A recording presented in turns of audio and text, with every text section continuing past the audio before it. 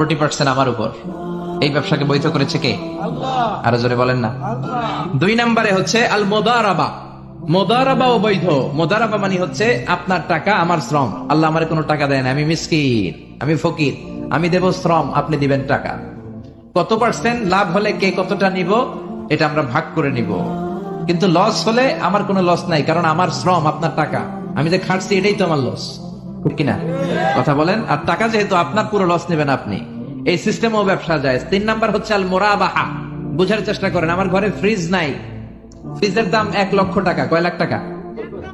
আপনি আমারে বাজার থেকে 1 লক্ষ টাকা দিয়ে একটা ফ্রিজ কিনে আমার কাছে 1,20,000 টাকা বিক্রি করবেন। এটা আমি কিস্তিতে দিব আপনারে, 6 মাসের কিস্তিতে দিব। আপনার লাভ হচ্ছে আপনি 1 লক্ষ টাকা দিয়ে কিনে 1,20,000 বিক্রি করছেন, 20,000 লাভ। আর আমার লাভ হচ্ছে আমার কাছে কোনো টাকা নাই, আমি ফ্রিজের মালিক হয়ে গেলাম, কিস্তিতে দিয়ে 6 মাস পরে আমি টাকাও পূর্ণ